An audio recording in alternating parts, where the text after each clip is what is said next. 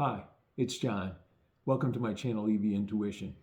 Today you have another option when renting a vehicle. You have an option of renting an electric vehicle. And whether you're a current electric vehicle owner or someone that has never ridden or owned an electric vehicle, you have that option.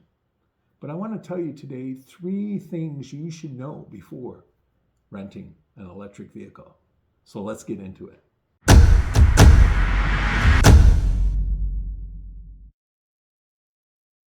Before I begin, I encourage you to subscribe to my channel. I have many videos that help you understand about electric vehicles, whether they be the pros or the cons, or the good and the bad. So please subscribe and give me a like. Feel free to also give me your comments. Today we're talking about 3 things you should know before renting an electric vehicle. All the major car rental agencies now have electric vehicles as an option for you. And so when trying to decide that, I think there's 3 things you should know. And the first thing is you should know what particular chargers are available for you in the area that you're going to be using that electric vehicle. Now, keep in mind that there are 2 types of electric vehicle chargers that you have to be cognizant of. I've illustrated and detailed some of this in previous videos. But for purpose of this video, you need to know from a fast charging point of view that today there's the CCS standard, the combined charging standard, which is in all vehicles other than Tesla, and then the Tesla standard, or the North American Charging Standard, also referred to as NACS. And I've also mentioned that in the next couple of years, everybody's going to be transitioning to the NACS, or the formerly Tesla standard. But today, you got to deal with that there's 2 different types of charging standards out there, and they will impact you when renting an electric vehicle. You need to know that first. Now, there's also 2 different main scenarios for renting a vehicle. Some people are traveling usually by plane to a city and need an electric vehicle to get around, whether it be for vacation or business. They need a vehicle to get around town. So that's scenario 1. The second scenario is people rent a vehicle in order to go on a road trip from one particular town to another. They want maybe a bigger vehicle, a nicer vehicle, whatever the reason. Some people rent electric vehicles when going from one place to another.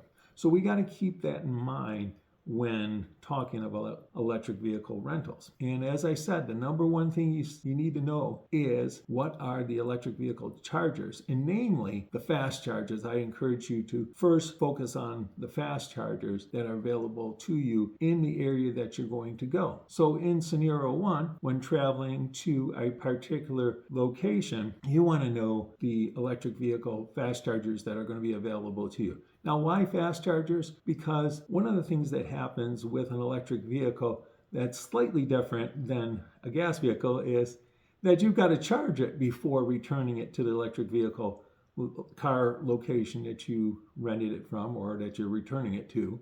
And the typical rule of thumb, and you need to look this up for your particular vehicle or company that you're renting from, is that you've got to have it over 70%. You sometimes get the vehicle maybe 75% state of charge, but you got to return it over 70%. So that's the key thing. And if you're down to 30% and you got to return it that day, a slow charge is not going to do it for you. You're going to have to wait hours to get up to that over 70%. That's why a fast charger is important to look into what fast chargers are available in that particular area. Now, the key application that I think you need to have and use to find out the chargers in that particular area is an app called PlugShare. It's available in iOS and Android platforms, and it is also available on the website, and it's plugshare.com. So it gives you that capability. I'm going to talk about those 2 scenarios. First, the one of using a electric vehicle rental car in a particular area, and then the second, going on a road trip. And in both cases, PlugShare is a good app that you can use to help determine what fast chargers are available in the area that you're going to, or if you're going in the second scenario on a road trip, are there enough chargers along your path from one town to another to do the charging that you may need. Okay, let me show you how to use PlugShare to determine the chargers in the area that you're renting the EV. So the first thing you want to do is search for the particular location. Let's go to a location where we know there are going to be a fair number of chargers available. Let's pick Boston, Massachusetts. So we just pick Boston. We select it. It takes us to Boston. The other thing we want to go to is in our filters. So let's start out just looking at CCS chargers. And the other thing that I'm going to add here and point out that is I've made the station count at least 4 particular charges at a location.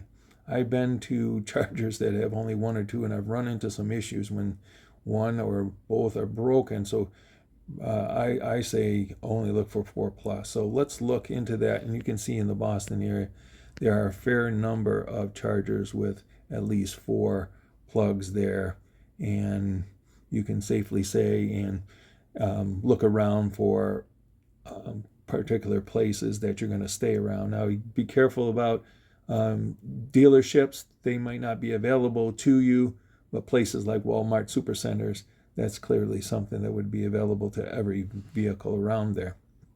So now let's go back to our filters and change it to Tesla superchargers and look around Boston. Once again, we can see that there are a fair number of superchargers. There's got 8 plugs there, another 8 plugs there in Cambridge, so Van Ness.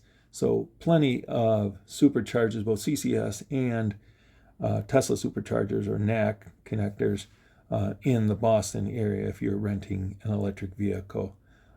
So that's a good location. So now let's pick another location and let's pick New Orleans, Louisiana.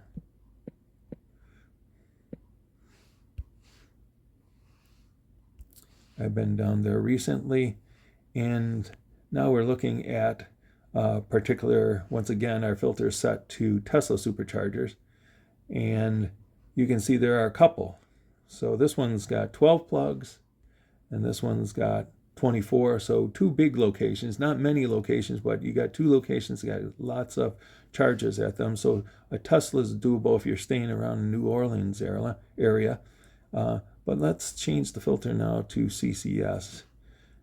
If you're renting a CCS vehicle, and now you notice that there's not hardly any. And actually, this one, the only CCS fast charger that shows up with 4+ plugs is at Tulane University. And if you read here, you'll notice that that's for use by Tulane shuttles only. So this tells you New Orleans is not a good location to pick for renting a CCS vehicles because there's not many fast chargers out there. Now, obviously, you can go to another scenario finding slow chargers in that vicinity, and you will find them, but notice that there's not as many. And so those are things that you've got to keep in mind. In the case of slow chargers, I would knock my station count to 2+ because you're not as concerned with that, and there's more that appear. So there's a bunch of locations, and this is one that I used when I was down there at the city park, and it is free parking and free charging. But you got to keep in mind, this is slow charging, so you're not going to quickly charge your vehicle. It's going to take hours for you to charge your vehicle if you need a certain amount of charge, or you're trying to charge your vehicle before returning it to the rent-a-car location. Now let's look at renting an electric vehicle for a trip. We'll start the PlugShare app. We'll hit the trip icon, and we'll pick our starting and ending destination. For this purpose, let's say Pittsburgh. We're going from Pittsburgh, Pennsylvania to Washington, D.C. Look for Washington, comes up, and we do our search. You have to go into your filters. What are you looking for? We'll initially look for CCS chargers. The other thing that I want to make sure you put in is at least 4+ chargers at a particular location. I've been to locations where there's been only one or two, and if they're broken, you're in a lot of trouble. So we'll go with that. And you can see from Pittsburgh to Washington, D.C., there are plenty of CCS chargers along the way. So no problem with CCS vehicles. Let's take a look at Tesla fast chargers, or superchargers as they're called. And once again, plenty of superchargers along that path. So you would have no problem renting an EV going from Pittsburgh to Washington, D.C. So now let's take another look. Let's go from Oklahoma City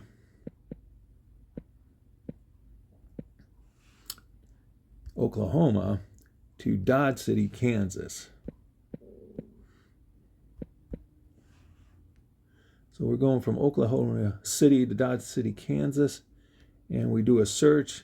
And notice now we've got the filter set for Tesla superchargers, and notice there's no Tesla superchargers on a 252-mile trip from Oklahoma City to Dodge City. So Tesla would not be a good option here. So let's then change our filter to CCS in this case. Once again, we're doing only 4+, and there's a handful of CCS chargers along the route. So you could take a CCS vehicle. So this is the type of information that you want to get out of PlugShare when taking an electric vehicle on a road trip. Now, the second thing that you need to know before renting an electric vehicle is you need to know what vehicle you're going to rent. As I've mentioned earlier, there's two types of vehicles as far as chargers. So that's how you've got to think about this when renting electric vehicles. The CCS vehicles and the Tesla vehicles. Tesla vehicle has its NAC charger, NACS, North American Charging Standard, and all other vehicles use a combined charging standard. Once you've determined from that tip number one, maybe which car you're aiming towards, either a Tesla or a non-Tesla, then you got to pick your particular vehicle. And the other thing that I want you to know is that electric vehicles are slightly different than gas vehicles in the sense that they typically have a big screen in it, and they have a modern amount of amenities. In a non-Tesla, it's much closer to a gas vehicle. You're going to get a key fob at the rental car agency that you can open, get in your vehicle with, and they typically have a push button to start your vehicle, and you shift from drive and reverse with a stick shift or a button. They're all very familiar to you when you ride a non-Tesla vehicle. But however, Tesla vehicles tend to be slightly different. And I want to spend a little more time talking about, if you're going to rent a Tesla, some of the things that you ought to be aware of when renting one. First of all, you're not going to get a key fob. You're going to get a key card, which is really a smart card that the Tesla uses to unlock and to allow you to drive the vehicle. It's essentially a key. The first thing is, to get in the vehicle, you take that key card and you place it along the right side of the driver's side window. In that area, it'll recognize that key card, and when you see the mirrors open up and hear some clicking, you'll know that that vehicle is now unlocked. Now, getting into the Tesla has these handles that are embedded in the side panels of the door. And if you've never experienced that before, you'll notice that you've actually got to push your thumb into the thicker part to release a handle, which you then can grab and pull open the door. When you get in the vehicle and get seated, you have to place that key card behind the cup holders on your right-hand side, because that's where the vehicle senses that you have the key for that particular car. And once you have that key card placed there, now you can go. Now, how do you go in a Tesla? It has a minimalist set of buttons on it. The only things that you'll see is this big screen, and you'll have a left-hand and right-hand stalk around the steering wheel. So that's what it uses to get going, is the right-hand stalk. To put your car into drive, put your foot on the brake and put the stick down. Car is now in drive. And to put it in reverse, lift it up. To put it in park, push the button on the end. There is no start button. You just put it in drive or put it in reverse and get going, and you'll be fine. The other thing, like all electric vehicles, as I mentioned earlier, is there's this regenerative braking. So you'll notice that when you take your foot off the brake, whether it's a Tesla or a non-Tesla electric vehicle, that the car will tend to slow down quite a bit faster. It's almost like as you release the accelerator, you're almost braking before you even put your foot on the brake. So keep that in mind. Some people just use the accelerator to stop the vehicle. If you need to stop quickly, then you use the brake in addition to that. So keep that in mind. Now getting most of the functions in the Tesla are available through the big screen, and you can access the functions in that screen by tapping the little car icon in the lower left portion of that screen in your Tesla, and you'll see all the different menus that you can maybe change some of the behavior. I guess one other key thing that I always like to know around a rental car is how to do the wipers. And the wipers on a Tesla are set to automatic, and you can change it to manual by using the left-hand stalk in the vehicle and pushing in on that. Bring up this little menu on your screen, which you can also change from manual to auto, vice versa. And the last thing is how to leave the Tesla.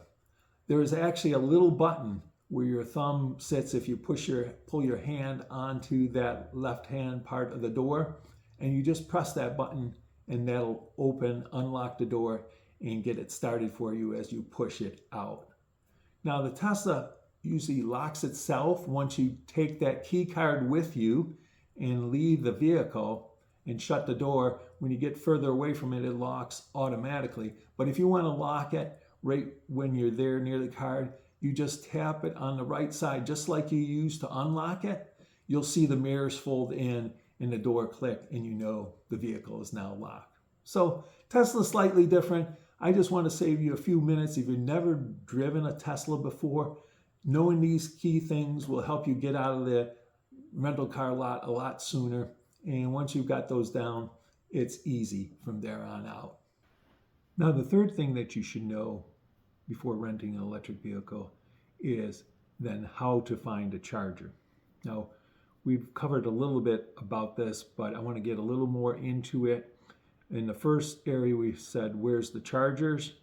But in the third scenario, I'm talking about where do you find any particular charger near you and when you're in that particular vehicle. If you had a non-Tesla vehicle, typical non-Tesla vehicles, I guess Hertz is the top electric vehicle rental company, and its non-Tesla vehicles are Polestars, and maybe it has some Chevy Bolts.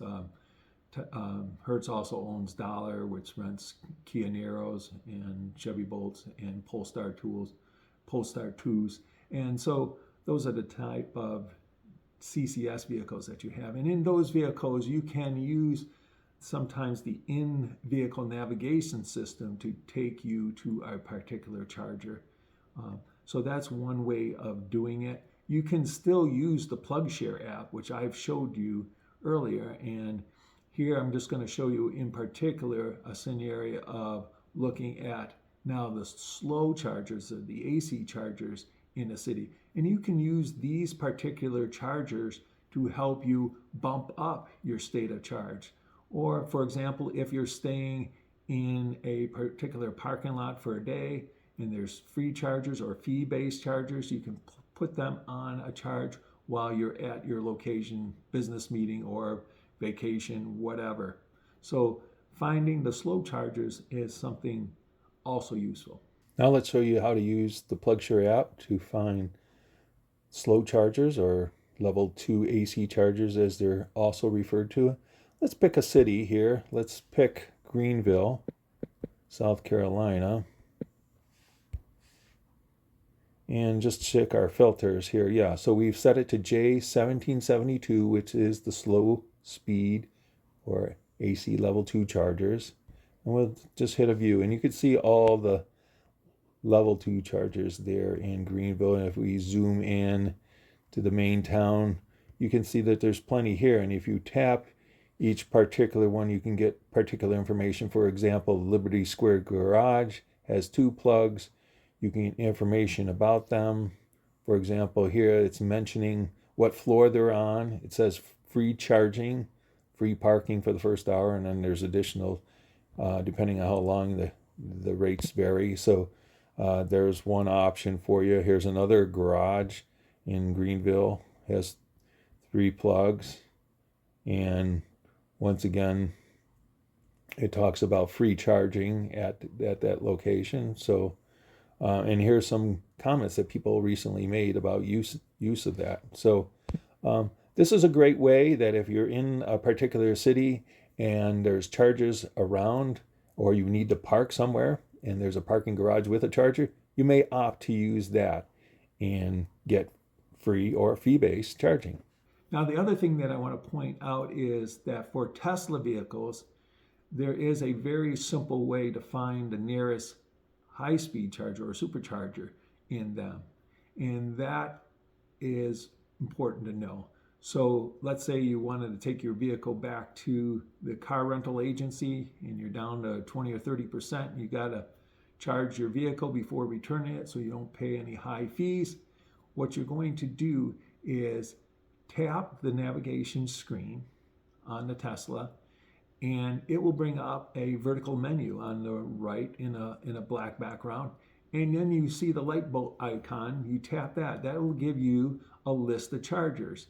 And in that listing, it has either what they call 1 lightning bolt or 3 lightning bolts. If you make sure that the 3 lightning bolts are selected and not the 1, those are the superchargers near you.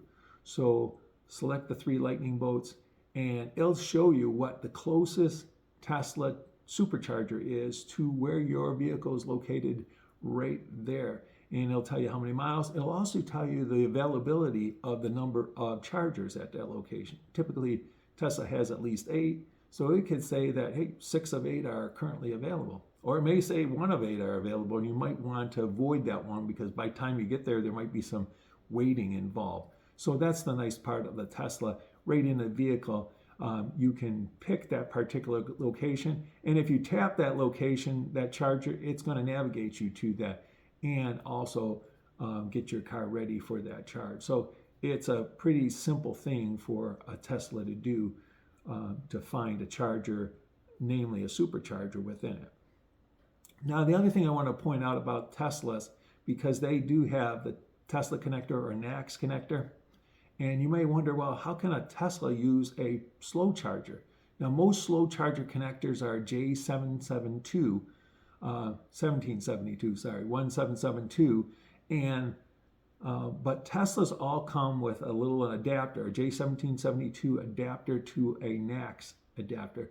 So when you put that adapter on your public charger, you can then plug it into your Tesla vehicle. So all public chargers, the slow chargers, are available for use with Teslas also. So you can use the PlugShare app to find a slow charger near where you're staying or where you're going for that particular day. And as I do, I look for sometimes free locations. Well, I hope that's helped you. I hope these 3 things help you in your electric vehicle rental experience. Please subscribe to my channel for additional information about electric vehicles, and feel free to share your own experiences about electric vehicle rentals. I'd like to hear about them also. And thanks for watching. I hope you join me next time. Take care.